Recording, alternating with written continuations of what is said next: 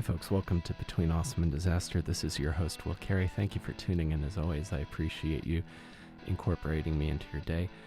Tell you a little bit about where I'm at right now. Today's kind of an interesting and fun episode. My guest on the show today is actor Paul Liberti. Now I met Paul because I took his intro to commercial voiceover class because I had a realization. Fans, I almost say I got to come up with a nickname for people who listen to this show. Probably, maybe I'll call you the Awesome Disasters. So it's almost like we're a band, you know. And I'd had this realization recently that I came to the realization that I wanted to focus my energy on, and not only in doing this podcast and doing stand-up, but I also wanted to learn about doing voiceover work, and not just for commercials, but for animation eventually as well, because that's what's I decided was really going to bring me happiness in my life as far as this pursuing things I enjoy in the entertainment business. And I took a voiceover class with Paul earlier this year and come to learn that he has had an amazingly interesting and varied career, and he said he would come and talk about it on the show. And we just finished the conversation, and it is quite spectacular. I learned some things that I didn't quite know, and it was so interesting to find out that I've probably been seeing and hearing Paul Liberti in things for most of my adult life and my young adult life. So it was really cool. And if there's some incredible Jim Henson from the Muppet Stories that happen on this episode. So this is a really interesting and cool conversation, and I'm looking forward to sharing it with you. If you listen to this and you think you know someone else who might be interested in the show, feel free to tell a friend, and that helps grow the show, and I appreciate your help with growing the show. We are on iTunes and Stitcher. You can subscribe or add us to your favorites playlist. And again, if you know someone who you think might be into this, let them know. And if you hear this and you want me to come and do stand-up comedy in your city, I want to come do stand-up comedy in your city. So you can follow me on Twitter at Comic Will Carey, and we'll figure it out. So get at me, and I will come tell jokes in your city. Thank you guys again for tuning in. And let's go to my chat with my voiceover instructor and actor, Paul Liberti.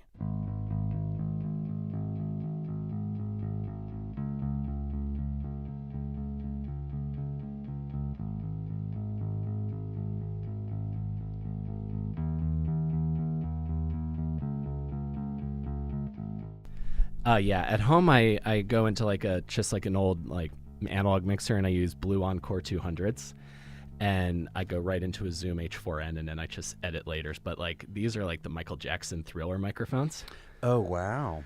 So wow. These are these I consider some of the best mics in the industry, at least for what I like. So I like being able to talk on these and use the big boom stands and stuff. Oh, very cool! Very cool.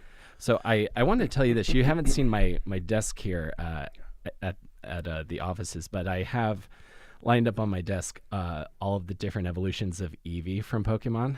Oh my gosh. And there's a lot of them, so they go down my entire desk. So you can imagine I was excited to find out. Is it nearby? It's down at the end of the hallway, so yeah. Let's take a quick peek. I'd love to see it. I will after we tape. I'll definitely show you. So you can imagine why I was excited to find out about some of your work. Yeah, when I took your voiceover class. Absolutely. Yeah, and you can be pretty much right on top of that. Yep. So one of the things I love, I remember most poignantly from your class is that story about you auditioning for Steven Sondheim. Oh my gosh! Yeah. Yeah, that's a great story. Can you tell that? Absolutely. I guess we're on the air. I guess we're going. Yeah, I just kind of hit record and then start talking. I don't do any formal announcing. Okay, as long as you don't mind, my dog is here. Hi there. That's not my dog. That's me. I happen to be a voice actor, and originally I started out in musical theater, and I remember about 1986, I auditioned for the original Into the Woods. Oh wow! And I had a couple callbacks. I was right for the role of Jack, and they were looking for different sizes, and I was one of the smaller guys. And I remember I went in there, and Sondheim happened to be at one of the callbacks, and I was right in front of him singing for him one of the songs.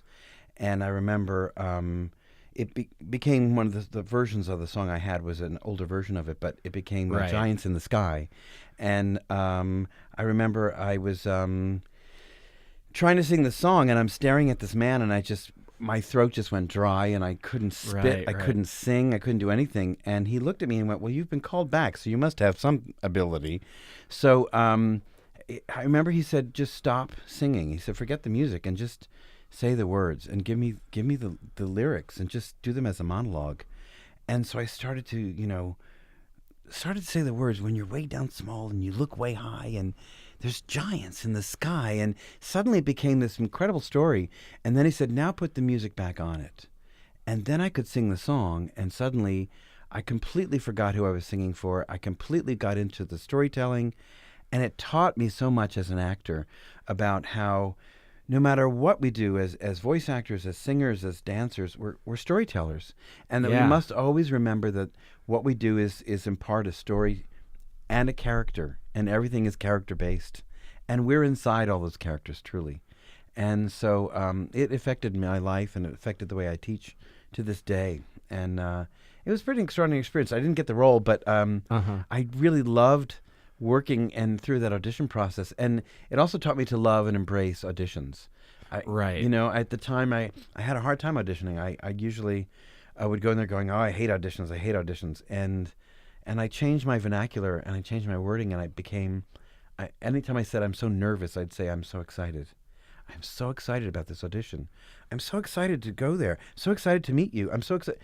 It changed, my whole body changed when you say those words. Yeah. And so that became how I approached auditions, and suddenly I started working. And it was amazing. And I loved it. And even if I don't book a job, my job every day as an actor is to audition. And I love that. I love that process. So. Absolutely. What I'm curious about, and because I never know if I got taught this, because I loved my theater education and my bachelor's degree and my undergrad, but I don't know. They were teaching how to be an artist on stage and all of the tools, right? Less of the business kind of stuff. What do you think is, and there's a technique to auditioning versus when you actually have the job and are working on a character. So what is the difference or the technique you learned towards the audition process? I think the best way to approach an audition is to not think of it as an audition. To think of it as a first rehearsal. To think of it, and I worked with a lot of the Avenue Q kids and trained them in puppet work. To do that show and those auditions. And the kids would come to me and they'd say, "Oh, I'm not a puppeteer. I'm not a puppeteer." And I'd say, "You'll never say those words again." And I'd say, "You've been working with me now, and I'm a professional Muppet. So, are you a puppeteer?" And they go, "Well, yeah, I guess I am." I said, "No, I don't like that answer. Are you a puppeteer?" "Oh, yeah, I'm working with a professional." But suddenly, it was their mindset that changed, and they were getting all callbacks. They were getting jobs, and they were booking the show because of their mindset. And it was a matter of just your belief system is everything, and that's really what you bring into the room. And in an audition, it's not an audition. And I go in there and I'll say to a director, "It's so nice to work with you," rather than, "Am I okay? Do you like this? Is this all right?" I go in there going, "It's so great to do my work today, and I'm so happy to see you. If it works that we should be working together, then I'll book the job. If it doesn't work out that director is not the right energy for me, or I'm not the right for that role, then I won't book that job, and I just have to accept that." And that's what we all have to come to terms with, I think, as actors. Yeah, absolutely. And I think that's hard for someone who's fresh out of college, moves to a city like New York and is grinding at some kind of survival job. And you're just always seeking that kind of, that first off, your goal and the dream that you've got all this time invested in. Right. But then also this, that validation, am I good? Am I good? I definitely know. Am I pleasing you? Am I okay? Is this all right? You know what? You are all right. And what you are is right. And what you bring is enough. And that's what every actor needs to discover, is to play themselves. I've had actors in my classes who are Broadway actors who come in as voice actors, and I said, what you need to bring to the table is you. You are enough. Right, And you need to play you. And I had one actor, he was a well-known actor, and he played many roles on Broadway. And he looked at me and he said, he actually began to cry, and he said, I realize I've never actually played myself. I'm always playing a role rather than being myself in that role. And that's key. And Meryl Streep says that beautifully. She says, I don't play other people. I go inside other people and find myself. And that's the process we find as actors, truly. Yeah, that thing that you can connect to that brings the character to life. And especially like her, because I feel like she is one of those examples of someone that you go, damn it, that is a lot of craft and sheer talent going into that. Because I feel like there's certain people that always play like some variation on kind of a similar character, and then there are actors that you just kind of they disappear. Johnny Depp. And they're just, we don't really know what he sounds like. We've seen him so many different ways, and that's wonderful to see an actor who is a true character actor. That becomes that character and find yourself inside that. I'm watching the Verdon Fosse right now on television. Oh, yeah. And I love watching, Michelle Williams. It's not she's imitating Gwen Verdon. She's becoming herself inside of Gwen Verdon. And that's why it works. Yeah. And that's what's so exciting to watch. An actor who can actually do that is exciting.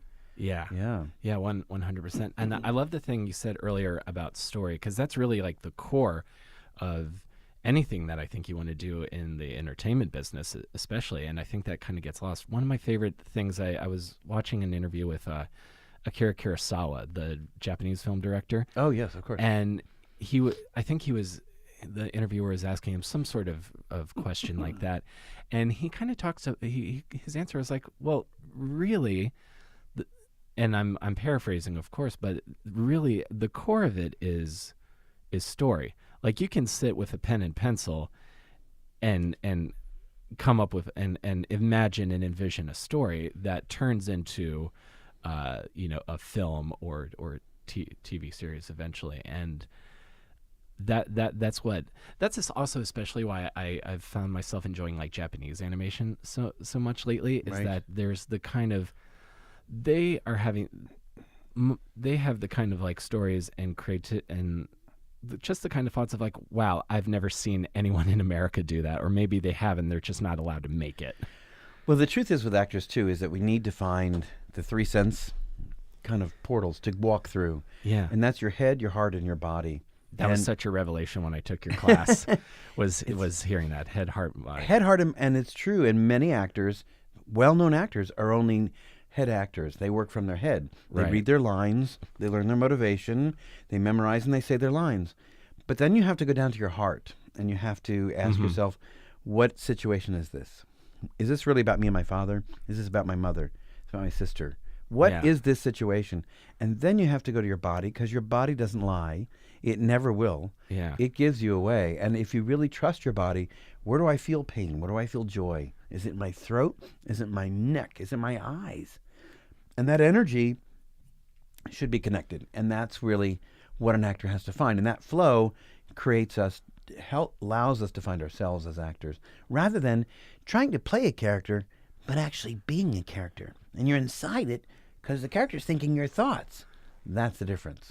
Yeah, definitely. Truly. Yeah. So I kind of want to trace this. Are you from the New York City area? Where did you grow up? I am. I actually was born in Nyack, New York, and then I grew up in Trenton, New Jersey. But I started working as an actor at McCarter Theater in Princeton when I was 12 years old. And a play that was on its way to Broadway, and called The Confirmation by Howard Ashman, who wrote Little Shop of Horrors. He was 24.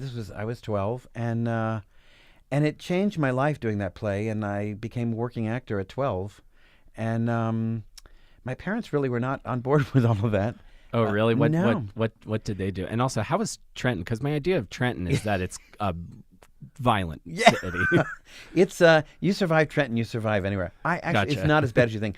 Trenton it was actually a lovely place to grow up. I grew up in Hamilton, New Jersey, which is just outside of Trenton. Okay. And it was actually an extraordinary place to grow up because we had a lot of theater. I was close to Philadelphia. I could go to auditions in Philly. I was close to New York. I could go see Broadway shows with my family, and so I did. And it was an incredible experience to grow up in New Jersey. So close to some incredible cities. Trenton's not as bad as you think. Okay. Good. Great to know. museum. It's a wonderful place, actually. Oh, excellent. And Yeah. what did your folks do? My father was a pilot. He flew for Dow Jones as a private jet. Oh, wow. And my mother was a children's book illustrator. She was an artist, and she designed textile designs, and she designed things like Wonder Bread wrappers, and she did curtains and all kinds of stuff in the 50s and 60s. And then started illustrating children's books, and a lot of the books that you grew up with through Crane Publishing, school books, she would illustrate those books. And I'm always excited to see my mother's drawings and artwork. I go into bookstores and look for her stuff to this day.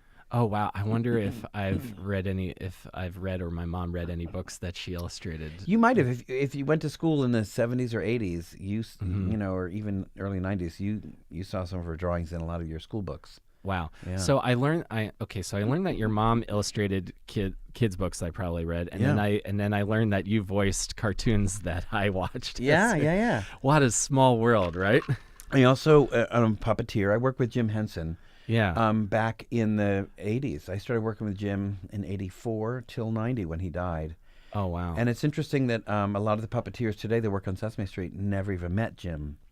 Don't really know Frank Oz because Frank is not part of that anymore. But I got to work with Richard Hunt and Dave Goles and Steve Whitmire and all the original Muppet folks. And it was very exciting at a time because I was helping to run the touring shows of a Muppet Show on Tour, Muppet Babies Live, Sesame Street Live. I worked at Sesame Place. I saw Sesame Street Live. Oh my gosh.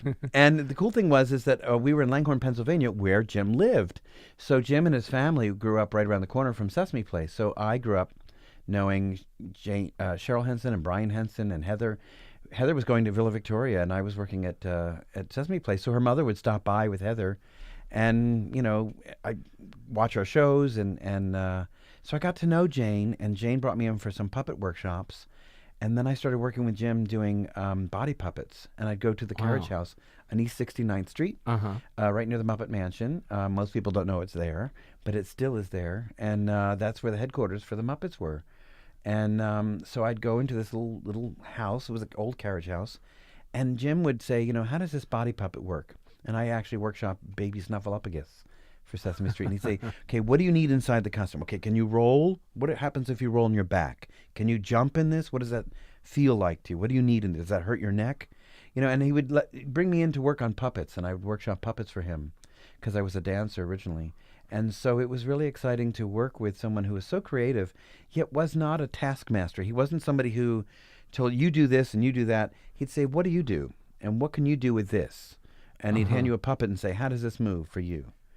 And that taught me a lot, too, about allowing the people around you to be creative in what they do and not force them to be something they're not. Often we see auditions where they say, you must be this and you must have this voice range and you're this age range. Yeah. And I often think if they would just let us be ourselves and audition, they'd get some better performances out of us.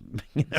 Certainly. You don't have people like trying to play some character that they aren't. Yeah. And again, talking about like finding yourself in the character, it sounds like that was an early thing on. So working with Jim Henson sounds like it was a very collaborative kind of environment. Incredible environment.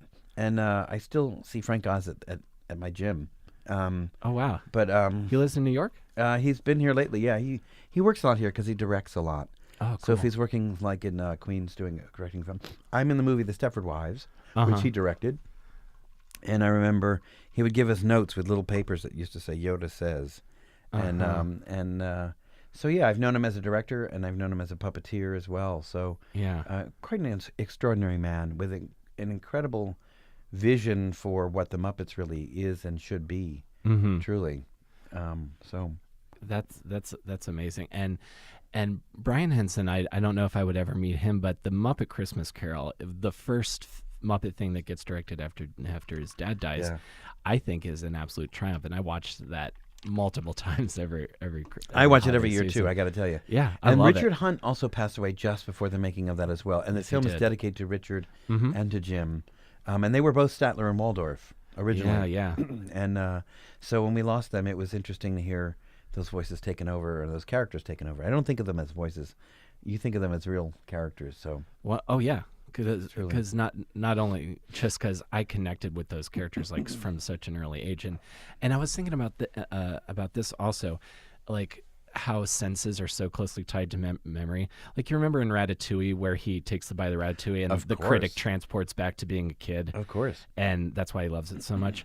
I feel like that's kind of the same way for me, at least for voice actors specifically. Like I I somehow adjusted to the different sounding Muppets, but when I would go back and like, because like I loved Pokemon when I was in 7th grade, and then Pokemon, it wasn't cool to like it, so I fell off.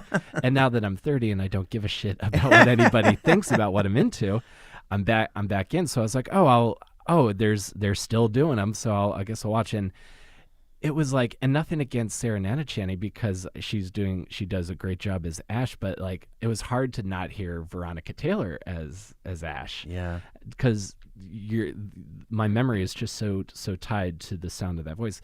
And this is a really nerdy thing I do, but like there's like my favorite Pokemon, Snorlax, because I relate to his je ne sais quoi. Yes. And the new way that whoever is voicing Snorlax now does it from kind of like more of a chest, like Snorlax, whereas I liked the Snorlax, it was like more in the mouth. It was like Snorlax. Like it sounds like he's always just waking up. It's so interesting. While we were, because originally Taj Productions was who hired us all for Pokemon.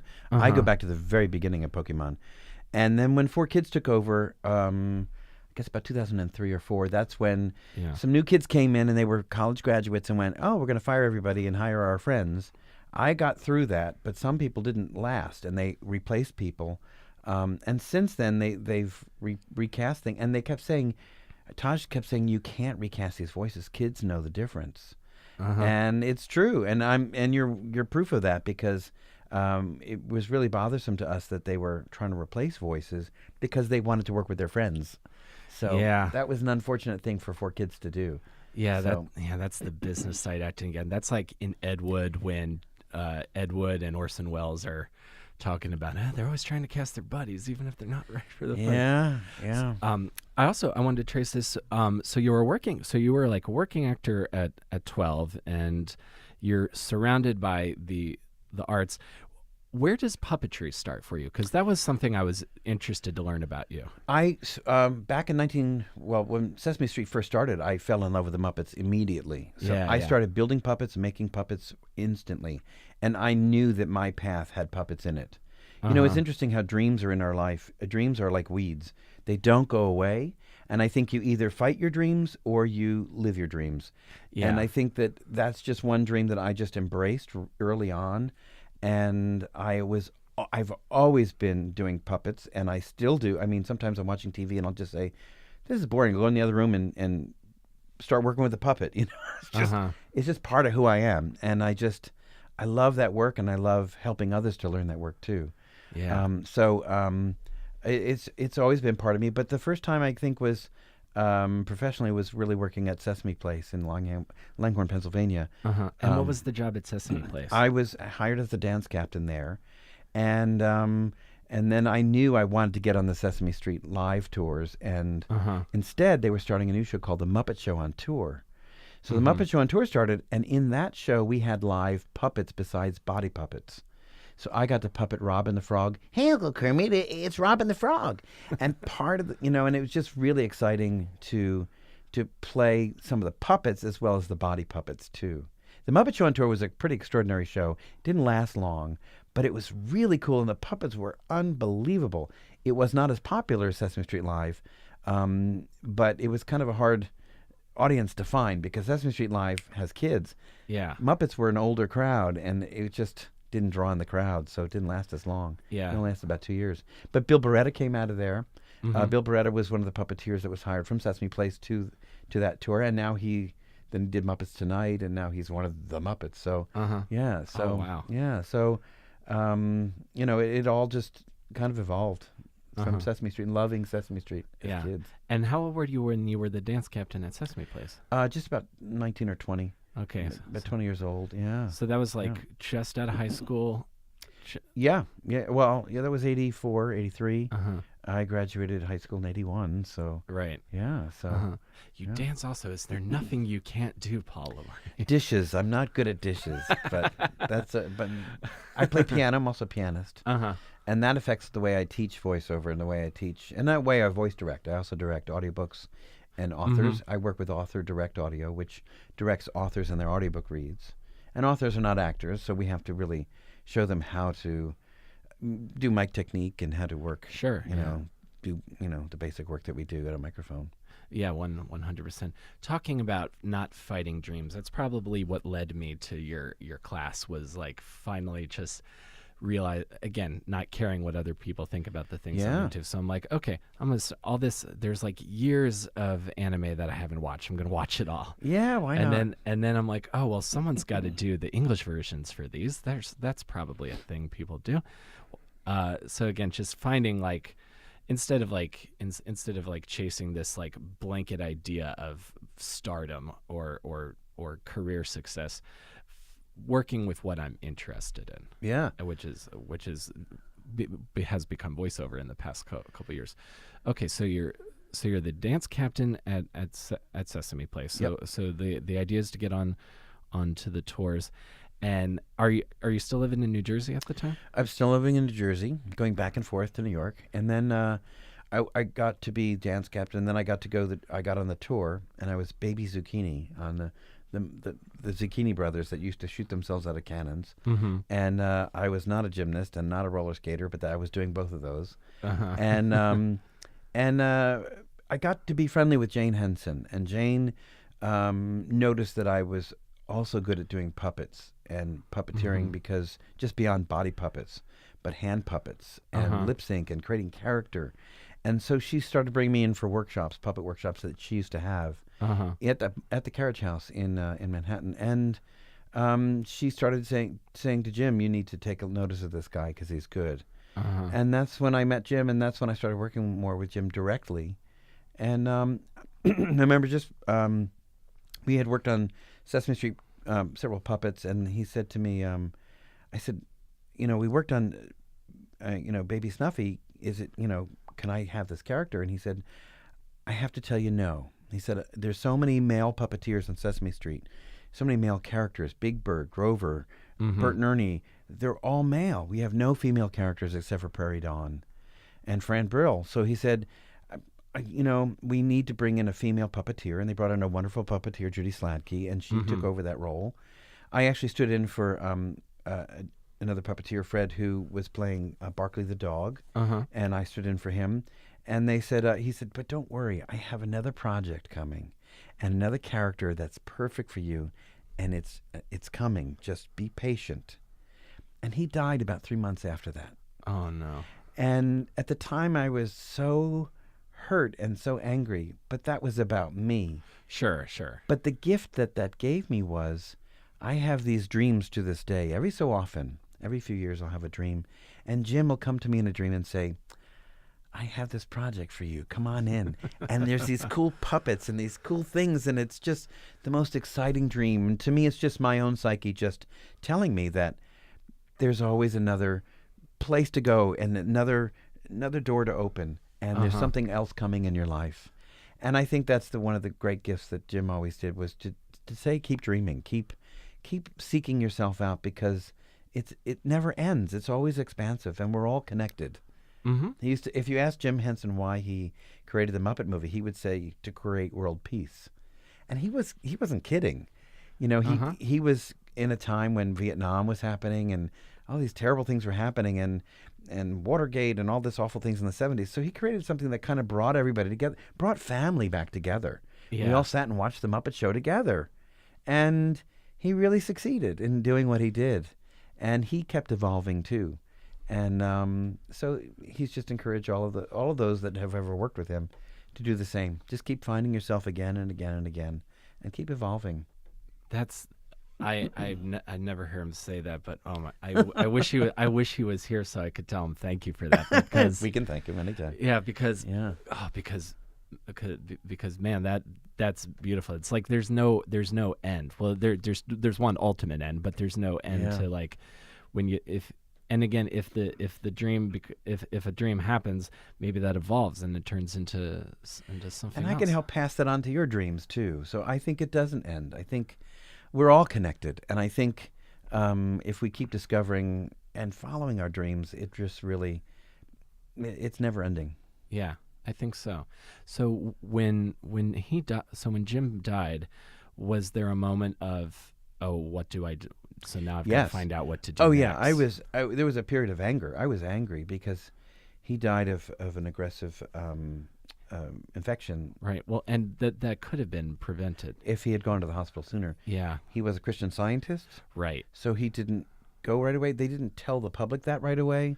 I think the family was very protective not to tell that because they were afraid everyone would hate Christian Scientists, rather. Yeah. And so that wasn't necessarily public information at first. So, but once I got past that, and once I grew past that, I went back into musical theater because I had kind of left musical theater, and I kind of left the Sesame Street puppeteers because there was now this fight for who's going to be the mainstay, and so I kind of moved on, and I could have stayed there, but I felt like just staying with that group on Sesame Street was kind of a trap. Right. That's all I would ever do, and there was so much more I wanted to do. So I went back to theater, went back to doing more voiceover and doing more on-camera work and stage work, and it's brought me all over the world, and it's been very exciting. And so what were some of the shows? Because I came to musical theater late. What really captured my imagination was the rock and roll musicals like Rent or stuff like that. Or when I was in high school, what did I did lots of Fosse. I did the Pajama Game. I did that in high school as well. I was Mr. Hassler, so I was the jerk boss who didn't want to give everyone a 7.5-cent raise. So it was fun to play a villain, and then I was also because then again I am always like, hey, what's the tall role in this thing? So any number can die. I was the tall Edgar's the tall guy, or singing Crazy for You. I did Crazy for You. So what really drew you to musical theater, and then what was some of the things you were doing? Well, I did 42nd Street. I did chorus line for 10 years. Oh, wow. It's interesting because I was up for the original Crazy for You back in 1993. Oh, no way. Yeah, and I know, and danced and came very close to getting that show many times. But chorus line was dear to my heart because it ran for so long, and it kept me through the 80s of just going, this is a show I'm going to do. And I'd go see it, I'd go stare at those names in the program, memorize those names, and now they're all part of my life because I eventually did get the show, and I got to travel around the world doing that show. Oh, wow. Where did you go? I played Canada, I played Europe, I played all over the United States, and I played Atlantic City, and I met the most incredible, extraordinary people in my life. I also got to work in Nashville, Tennessee. In '88, I was cast at Opryland in Nashville. I was up for a Broadway show called Jerome Robbins Broadway. I was on my 6th or 7th callback, and I was getting so frustrated that I didn't get the show that I thought. And so I was offered this job at Opryland at a theme park in Nashville, Tennessee. And I took the job, and I packed my car, and I moved to Nashville. As I got to Nashville, my mom got a phone call saying that they wanted me back for an 8th callback. And I said, tell them I moved to Nashville. I'm not going. And it's always haunted me that, I probably would have gotten the show, but I wouldn't have met the extraordinary people that I met in Nashville, Tennessee at Opryland. And I got to work with Dolly Parton and Minnie Pearl and Lee Greenwood and the Mandrell sisters. And I got to sing backup for all those folks. And I was a clogger on the Opryland stage. So I've had a lot of different careers, all based on the same thing, but they're all kind of just exploring different venues. I don't like getting stuck in one thing. Sure. I like moving around and keep keep exploring what else I could do, where else I fit in. Absolutely. I've never spent any time in Nashville, but I hear Nashville's a really cool city. Extraordinary city. I want to go. And it's not just country music. It's all kinds of music. It's a right-to-work state, so everybody records there. Classical singers there. Dancers come in and film there. Balanchine used to come down to the Opry House where they did Hee Haw. Is where he filmed Baryshnikov doing Prodigal Son in the same soundstage. So it's just it's an extraordinary place. I love Nashville, Tennessee. That's amazing. I'm trying to think other really good big music cities I've been to. I love New Orleans, Chicago. I love Chicago. Chicago has so many like different kinds of scenes. I worked at Second City there. I after I finished Chorus Line, I said, okay, Atlantic City. I was going to move to Chicago. I wanted to join Second City. I had to audition for Saturday Night Live, and Lorne Michaels said, "You're good, but you need more improv underneath you." And they were looking to replace Dana Carvey at the time, and he said, "Go work at Second City sometime or get some improv." So, and we didn't have UCB back then, so I just moved to Chicago, packed my car, and in '93 I moved to Chicago, and I started living there, and I got into the school there, and it was extraordinary. I mean, it was incredible. And Tina Fey was in the company then, and so was Steve Carell, and so was Stephen Colbert. Stephen Colbert, yeah. And the Nia, who did My Big Fat Greek Wedding, worked in the box office, couldn't even get in there, and she was extraordinary. And so I just had a great time in Chicago, but a lot of music. The people in Chicago are extraordinary. I just had the best time. The worst part of Chicago is the weather. Right. That cold, I couldn't last. Couldn't handle it. No, I got out of there. I understand completely. Wow. So you were there at this almost like kind of like. There's so many heralded times about who was at Second City at different times, but like that's a murderer's row of pop culture. Yeah, right now. Right now too. Especially. Yeah. And so you auditioned for Lorne Michaels for SNL. I did. Yeah. Wow. Tell me about that. Well, it was interesting because I auditioned at a time, and I remember that Jim Carrey also auditioned and didn't get it. Yeah, I've remembered. And I remembered that going in there, and I remember auditioning, and there were a lot of great people that auditioned that didn't get it. And it was, again, when you turn an audition into a positive spin, booking it is not the end. The experience of the audition and meeting those directors and working with those people is extraordinary. To get to do what you do in front of them, that's what it's all about for me. So to get to do that and meet Lorne and say, okay, let me do my thing, and to get some critiques by him and say, you need more of this, you need more of that, tells me that I have something worthy of his attention. Yeah. So I had an extraordinary time during the audition process. Wow, that's so even though cool. I didn't get it. But it led me to some other things. And now, in what I do as a voice actor, I use a lot of improv in what I do. Yeah. And I think we kind of discussed that a little bit in class because my background is in stand-up, and it's not the main thing, but there's certainly improv elements to to stand up, and then again the sort of the wry and dry delivery and most voiceover copy is written with a stand-up comic in mind. It's written in that kind of delivery. So when you understand the wry and dry delivery, or you understand how to deliver the musicality of a commercial copy or creating an animated character, that you learn that doing stand-up too. Absolutely. I'd always thought because a lot of people tell me I have like this like NPR like kind of like low radio like sexy radio voice. Oh wow. So when I'd heard that phrase Ryan Dry, I was like, oh, I relate to that. I wonder if that's what my voice is like. And I also thought, and I kind of want to trace how your growth into voiceover also, but I didn't realize the difference between being a commercial actor and just being an announcer, like all right, boys and girls, let's keep it light and sexy tonight on WPLJ. Well, the truth is connecting behind that thought and think about who you're talking to. Right. Because an announcer just talks. But when I'm really talking to somebody I know, and I'm connecting to somebody with somebody in mind, and I see their eyes, the delivery is different. Right. So that's what makes an NPR person sound like they sound, because they're so aware of how they sound, rather than really talking to somebody they know.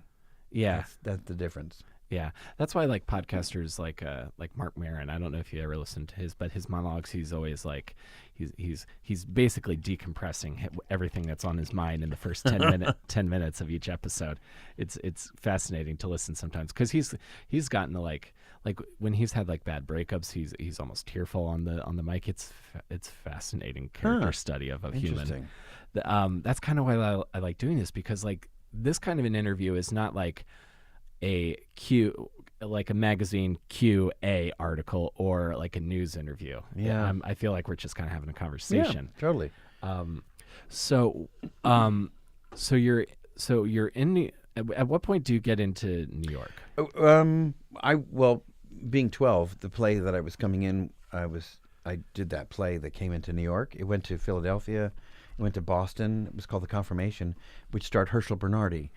And Herschel Bernardi was the voice of Charlie the Tuna. Tell him Charlie sent you. He would talk like this to me. And he'd say, hey, it's Charlie the Tuna. And he was the voice of the Jolly Green Giant. And he was the voice of... he did a lot of voiceover. And I was 12, and we'd sit in the green room eating, I remember, buckets of chicken.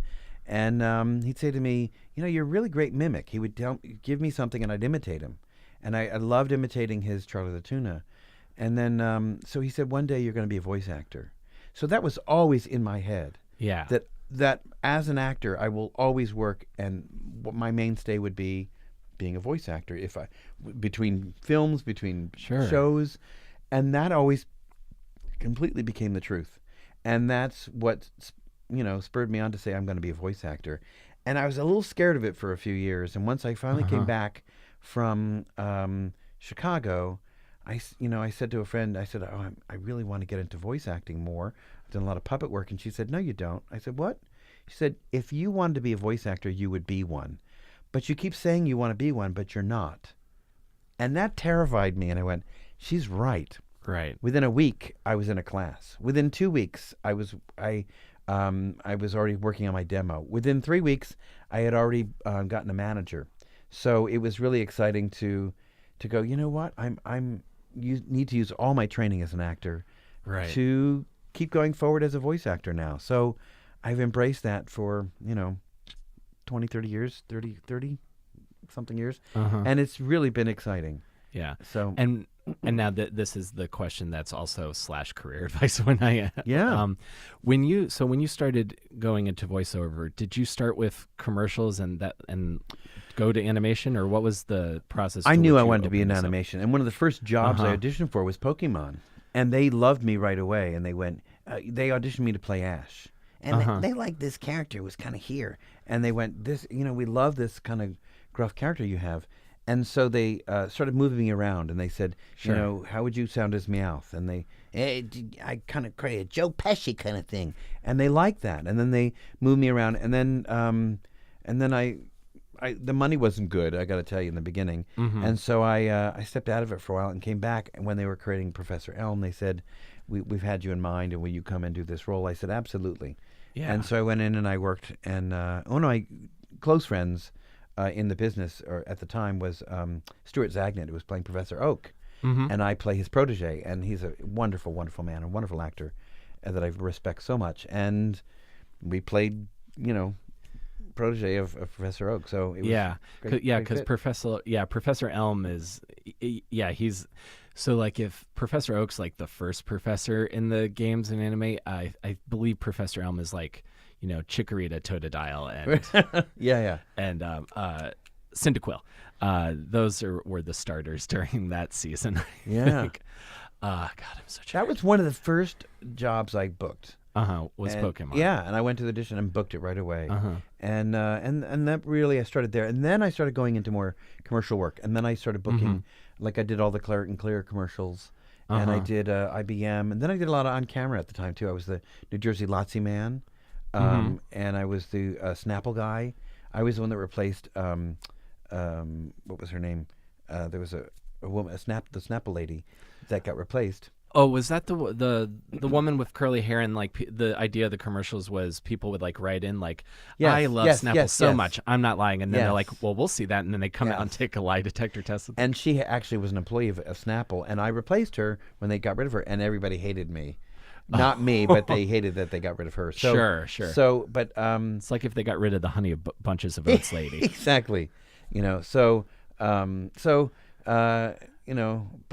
then it's interesting. I did some on-camera film work, and I didn't love that process, although it was very successful. Right. I just I worked with Hal Hartley. I worked with some wonderful directors. I just didn't like that you'd go and do a job and you'd go home and then 6 months later, a year later, you'd go see a film and it'd be all cut up to shreds, and you're like, that's not the full performance I did. So for me, film work is not as satisfying as doing like stage work or voiceover work. Voiceover work, there's less editing that goes on. It's written and it's there, so you're not going to get edited out. Exactly. Or if you're doing like dubs, the animation's already set. Yeah, exactly. It's there, so it's not going to get cut out. But as a voice director, I love directing other actors too. And if I'm not performing, if I'm directing, I'm satisfied. I don't have to be the star. I don't have to be, the front and center. I love helping other actors shine too. I love that.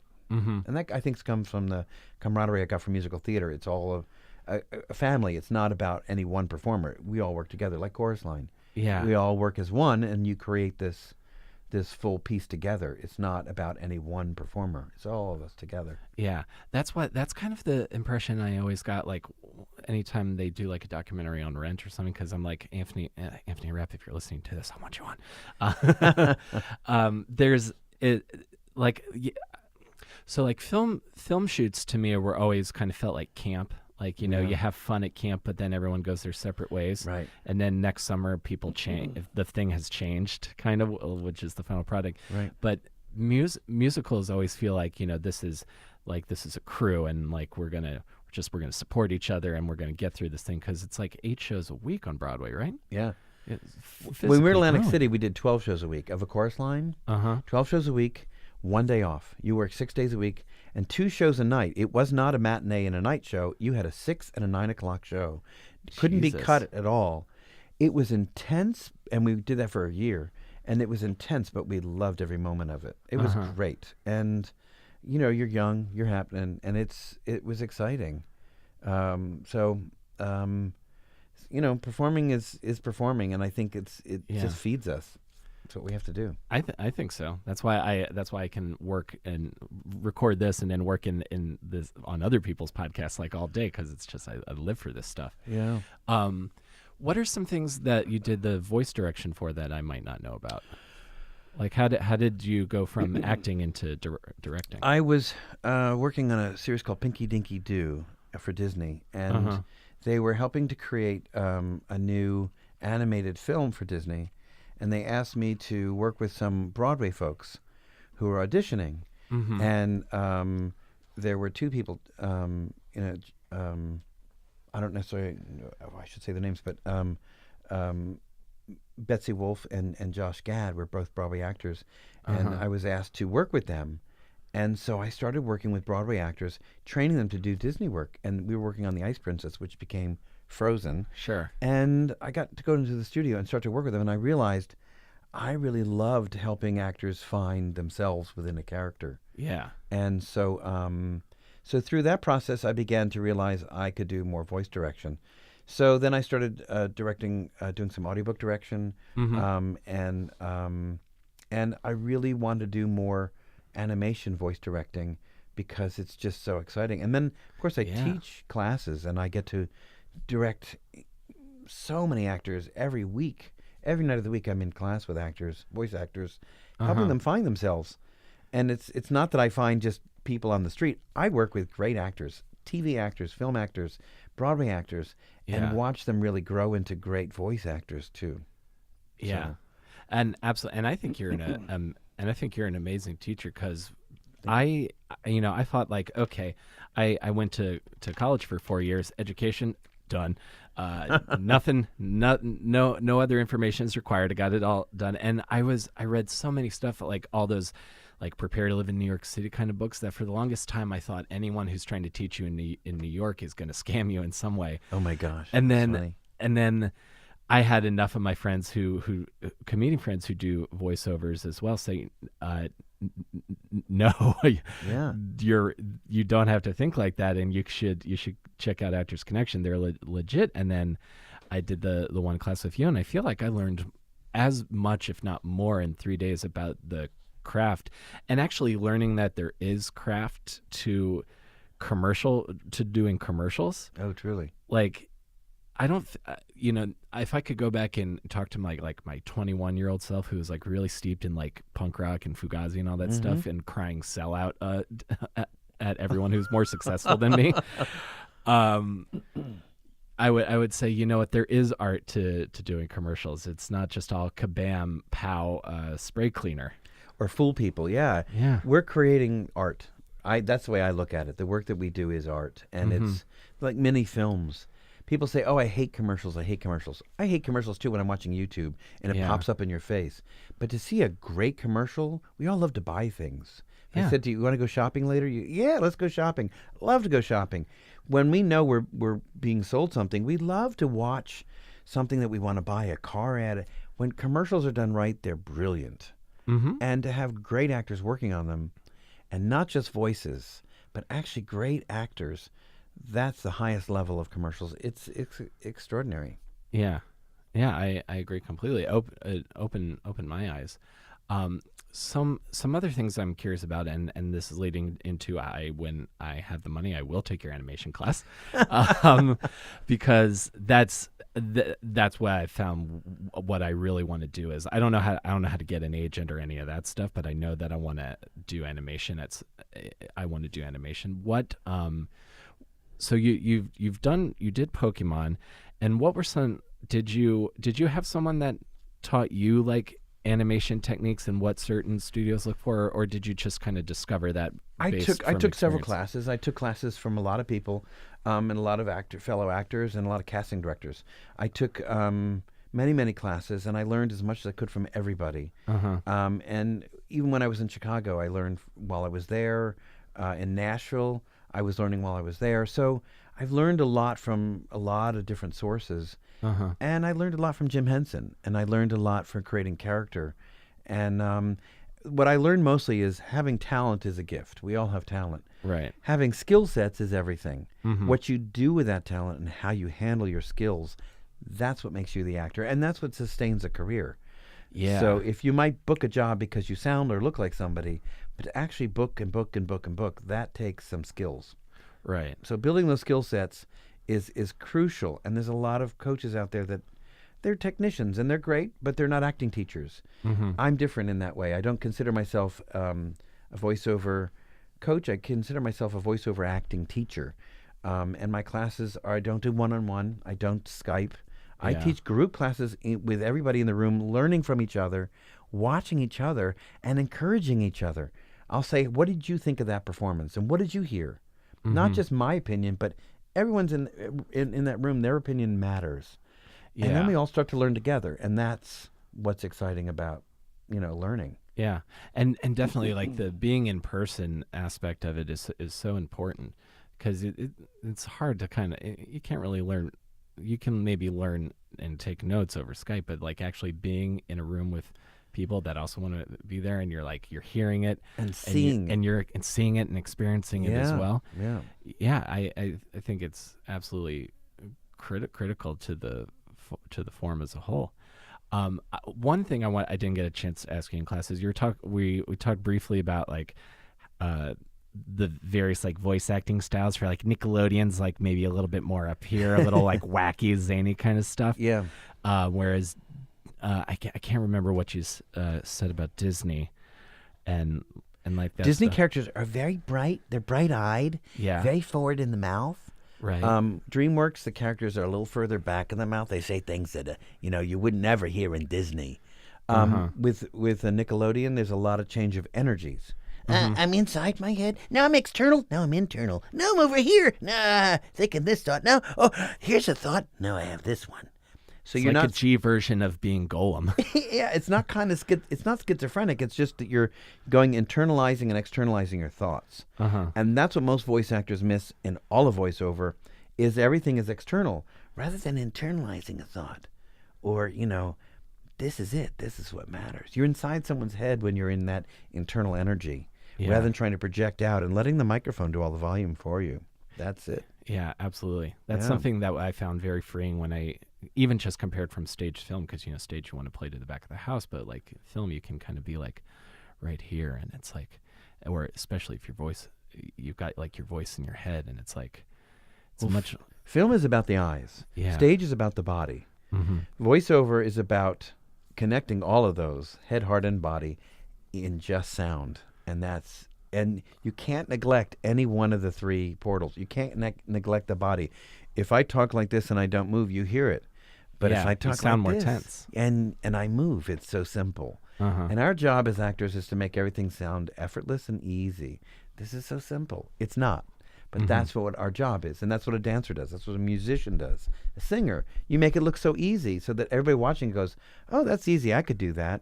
That's our job. But it's not the truth. Yeah. Yeah. Yeah. The same way when I'm on stage, I like to, it's like I'm throwing these very hilarious lines off like it's no big deal, but a lot of humiliation in it not working has gone into it being And you've rehearsed those. good right now. You've tried those in other audiences. That audience doesn't know that.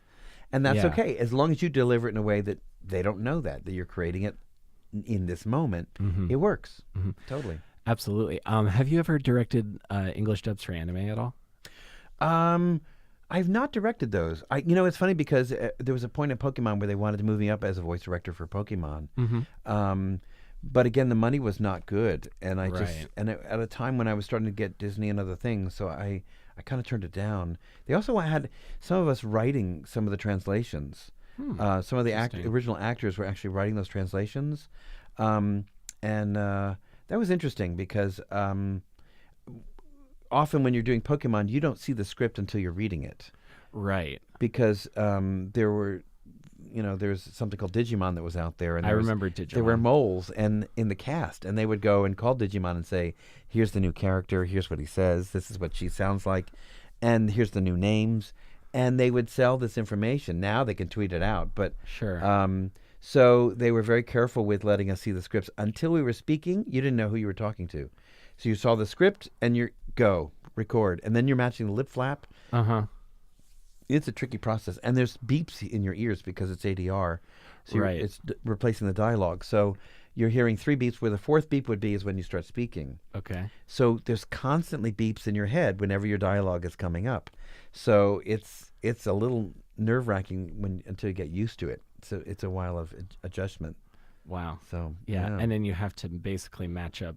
Like the script has to match up to whatever the original syllable count was. And it never does. Yeah. So sometimes they'd stop and they'd say, okay, how could this character say this phrase? And we'd actually help write some of the lines. We'd say, well, you could say this, or Elm would say this. He wouldn't say it this way. He might say, and they would trust us. And so they would let us sometimes help to write the English to match it. I always love when the character would walk off camera, because then I could talk for I didn't have to match in lip flap, and I could say whatever I wanted to say, and how I wanted to say it. Back on, with a lip flap, and when they're back on camera, so to speak, you really have to match that lip flap. So it's you were waiting for those moments when you're off camera and speaking. Yeah. It sounds like such a complicated dance, and I think about like well, being a puppeteer, it wasn't, because I was so used to doing puppet work. I love that process, and it was an easy process for me. I took to it so quickly, and I could jump from character to character very quickly too, because I was used to doing puppets. So for me, it was an easy fit. So I loved that, and I still love it. That's awesome. The thing I wanted to say was I think about the original Dragon Ball Z dubs, which is like 90%. Well, they would give us how can you teach that? You can actually. I teach in my video game class. Okay. I talk about closing the glottis. If you said uh-oh, say uh-oh. Uh-oh. When you say you close the glottis. So if I have to scream, I go I can scream with the glottis closed. What I can't do is this, with the glottis open. The glottis is a space between the vocal cords. So I actually have to teach my actors how to scream, how to yell, how to climb, and make what we call efforts, sounds that we make with the glottis closed. Because if I do that with it open, in 5 minutes, I have no voice. Right. So it's how to yell, how to scream. Rock singers have to learn it too. Mhm. How to perform without hurting yourself. Yeah. There's someone who works here on the West Coast who sings for like a metalcore band. So it's lots of like that kind of Well, thing. you work on a glottal fry. Yeah. There's something called a glottal fry, which is very relaxed throat, and you learn how to work it so it sounds like you're really screaming and frying the chords when you're really not. Right. You're gently rubbing them together with a relaxed throat, like a yawn. That's the feeling. So the back of the soft palate has to be open. It's technical, but Yeah. there is a certain technique to it, and rock singers study it too, truly, especially the heavy metal bands. Oh yeah. 3 seconds of that, and you're, You can't get through the you show. can't speak, or you're bleeding. Yeah, exactly. But there is a way around it to create that illusion that you are screaming when you're not. Truly. Is there a show or a project that you haven't worked on that yet that you really want to? Oh my gosh. There's always some wonderful projects coming up, but there's a lot of ideas that I have in my head that I'd like to work on. And there's some wonderful, wonderful programs I'm seeing that are coming out that I'm going, gee, I'd love to be part of that. David Rudman has a group called Spiffy Pictures, and they're doing some great puppet work, and they have a show called Nature Cat on PBS. I just love what they're doing, and interesting work. I'd love to go in and help with my knowledge and help even improve some of what they're doing too and do some direction there. I'm on, if you go to curiousdegeorge.com, I'm George, and I'm the man in the yellow hat there. You're the man in the yellow hat? I'm the man in the yellow hat, and George. Oh, nice. My fiance's nephew's might lose his mind when he... Well, you're going to love it even more because they have games you can play. And you go cool. there, and we read stories. And it's different than the PBS version because it's back to the original George from the publishing house. Harcourt Mifflin created this website. Yeah. And it's award-winning. It's a beautiful website. And you'll hear me all over the page telling you what to do and navigating around as the man in the yellow hat. And then as George. And then you play all these different games, and you talk through it. And it's interesting because I had to kind of create an amalgam of the man in the yellow hat from what Will Ferrell had done in the film and Frank Welker does in the PBS version. And like Will Ferrell will say, George, he swallows the word George. I'll say, let's help George find his way, the way that Will Ferrell would say it. So it's kind of an amalgam of some of the other versions, but my own again on top of that. Yeah. So go to curiousdegeorge.com. Yes. And you'll find that wonderful, wonderful award-winning website. Absolutely. And then just bringing yourself to the character of George and the men, the Truly. yellow hat. Everybody you play is never a voice. It's always yourself is in there. Yeah. And you're always thinking the thought. It's not just, here's the line I'm saying. It's, I'm inside it thinking that same thought.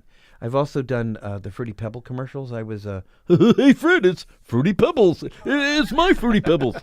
And I got to play Barney back in the late 90s. And it's interesting because... when I play it back, I don't hear my voice. I hear Mel Blanc's voice in my head. Yeah. But it's I'm informed by his version, but I'm inside that thinking the thought too. Right. And then there was Dawes Butler's version of Barney. Remember Barney? Hey, Fred, it's there was another version of it because Mel Blanc was in a horrible car accident, and Dawes Butler came in for a while, and that's why Barney changed. And then Mel Blanc went back. And then, of course, when we lost Mel Blanc, somebody else had to take it over. So right. There have been several of us. So wow. Well, man, that's amazing. That's amazing. It's amazing to think that I've probably been hearing you most of my young and seeing adult me. I've been life on camera too, and seeing you in things. It's incredible to see how like full circle, because this is like full circle for my life. It's interesting because I love not being recognized. I love being, when we walk out of here, I'll walk on the street and no one has any idea who I am. And I love that. I love that I can go home and no one has any idea who I am. And then I get to go and, and play incredible roles and sing songs and it's a creative life. And I love living a creative life. Absolutely. And I'm also thinking for your craft, I think that's actually beneficial because I watch tons of movies with like Tom Cruise and I never see the character Tom Cruise is playing. I just see, Tom Cruise is trying to kill Hitler. Right. Oh, Tom Cruise is trying to get the secret plans or what have you. But like being able to like truly inhabit the character, I think, is and I found so much knowledge from taking your class, and I appreciate you taking the time to talk to me, Absolutely. Paul. I'll just tell anybody listening too, Yes. if you are interested in classes, actorsconnection.com, go to classes, go to voiceover, and you'll find me in there, Paul Liberti. But also, I teach accents for actors. Mm-hmm. I've worked on film sets and on stage with the cast of My Fair Lady. I've worked with several of those women that have played Eliza Doolittle, going from High Brit to Cockney and backwards. Right. We also talk about it exactly as music. So, so when you're doing a British, so if I'm doing a British accent, I must flatten the note slightly. Right. So it's a little bit flat in the note. Even a high-educated sound. Still a little flat. I can go a bit sharp in the sound, too. I can go up here. So it's not just where we speak in the full of the note, the way a singer does. Indubitably. The center of the note. So it's learning the musicality in voiceover, too. That's different, too. Where else do I teach? I teach animation, a couple different animation classes. I teach promos. I teach, what else do I teach? Commercial voiceover. I have an intro class, and I have a more advanced class, too. Yes. And I've been teaching in L.A. I've been teaching around the country for SAG-AFTRA. Cool. For the SAG-AFTRA Foundation. And they send me around. I'm going back to Detroit. I just got back from Florida. Oh, cool. I was teaching in Solvang with Debbie Derryberry, who's the voice of Jimmy Neutron. Oh, wow. And my friend Randy Thomas, who's the voice of the Oscars and the Tony Awards. And three of us taught in this wonderful little home in Solvang, California. Mm-hmm. I've taught out in L.A., and I plan to go much more often to L.A. I'm loving L.A. Yeah.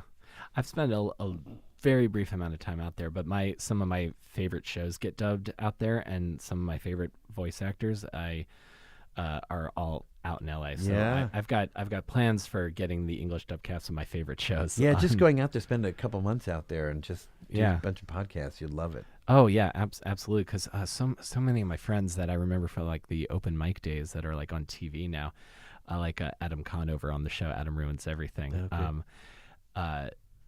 Just want to sit that. Yeah, I would love to get out there, record a bunch of episodes, get stuck in traffic a bunch, and chill on the beach.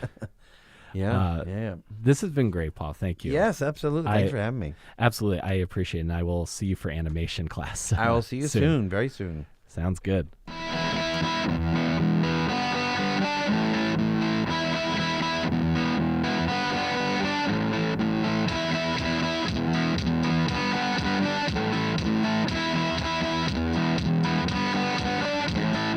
That was a really interesting and an amazing conversation. And if you want to take a class with Paul, Actors Connection is the place to look, and as well as the other places that he mentioned. I'll have links in the description.